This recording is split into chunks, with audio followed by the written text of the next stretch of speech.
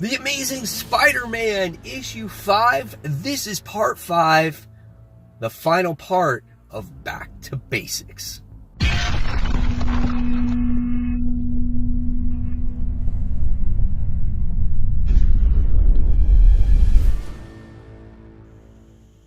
Hey comic book fans, welcome back to Comic Book Corner 2.0, and fans, you're back with me, Mike Spider Slayer, getting ready to do that all-important comic book review so you, the fans, can make a decision on what comic books to buy. And today, guys, we're talking about The Amazing Spider-Man. This is issue 5, but if you go by that legacy numbering, this is issue 806. That's right. Cool cover that I wound up picking up this week. I got that video game PlayStation 4 variant cover by Daryl Mantrix. It looks really, really nice. Ryan Otley does the artwork in this book, guys. Obviously, we know that by now.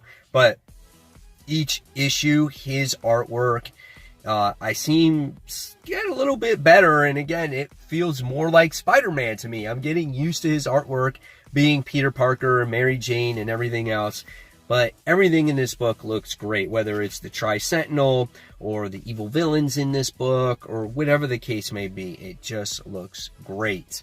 So let's talk about this final part to the story, okay? So just to let you know, there are spoilers. If you haven't read your issue at this point, go ahead, read your issue, come back, and let's keep that discussion going in the comments below, guys, okay? So in the beginning of this book, we get MJ that's back, and we get a nice opening to this book about why Mary Jane loves Peter Parker so much. And, you know, in the beginning, it was, why did she constantly push him away? Because it was Spider-Man, and she thought that, you know, she wanted a life without Spider-Man. Well, now that Peter is not Spider-Man, she actually misses that life with him, you know, risking his life and doing things for other people just because.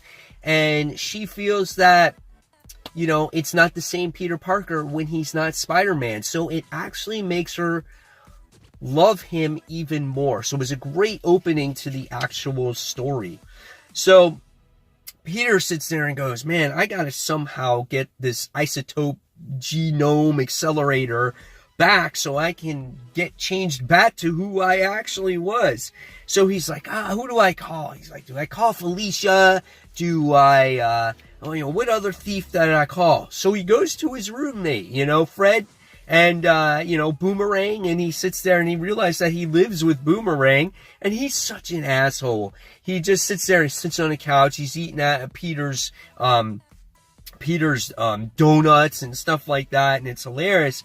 And he overhears a conversation that Peter's purposely having with Randy Robertson about this accelerator and how it could be worth millions. And once Boomerang hears this conversation, he goes right away and he steals the accelerator just so Peter can, you know, get in the van and drive away with him and take that accelerator. So in the next part of the book, we wind up seeing, Peter set up the accelerator, and we wind up seeing him have a conversation with himself about going, hey, aren't you going to stop this Tri-Sentinel? I mean, what's going on with you? And there's just some really good comedic moments between Spider-Man and Peter Parker.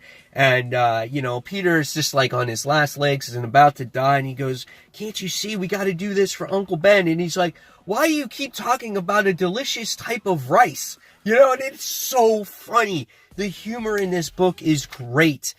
And Mendelstrom is just, you know, short-lived in this series. He pretty much dies right away by this mysterious villain that we saw in the very first issue. We don't know who he is, you know? It's like he's a mix between, like, Scorpion and Green Goblin and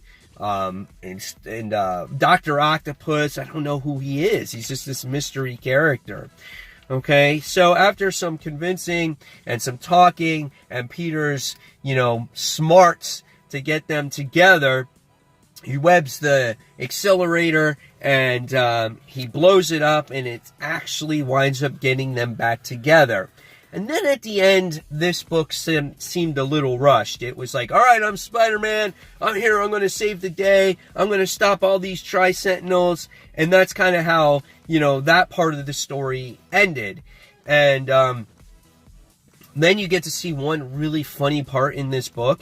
Where you see Taskmaster and Black Ant talking to this agent, and they just give this guy no respect. He's like, "You're no Nick Fury. You need LASIK surgery so you can see out of that one eye. Otherwise, you can't wear that patch." It's just some great comedic moments between these villains and whatnot. And then at the end of this issue, you wind up seeing the villain behind that was chasing all these poachers this entire time. And when there's animals involved, you got to think of one villain that's involved. And that was Kraven the Hunter. And so he makes his return in this series. And I was like, yeah, sweet. Kraven is back. That's awesome. And I love Kraven the Hunter. He's just that classic, iconic, Spider-Man villain. So, what did I think about this particular issue? Thought it was really good. The moments here between Peter Parker, that's like a ship. Peter Parker and Mary Jane were actually really good. Okay, I love those moments explaining why her love for him. I love the moments between Peter and Spidey, on how they were two separate people and then they became together as one.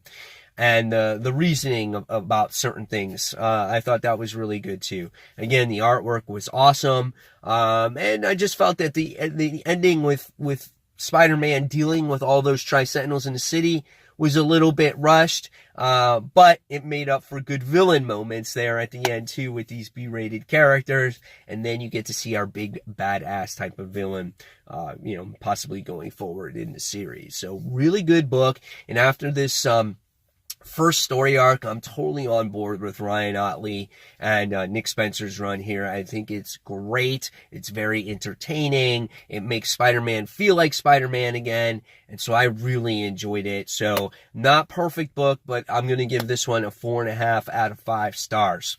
So guys, in the comments below, tell me what you thought of The Amazing Spider-Man issue 5, or otherwise known as 806. And if you like this video, give it a thumbs up, subscribe to the channel, and don't forget to hit that notification button so you don't miss a single video from me. And as always, fans, this is Mike Spider Slayer saying thank you for watching in the car with me. And until the next comic book review, I'll see you real soon. Take care, guys. Bye.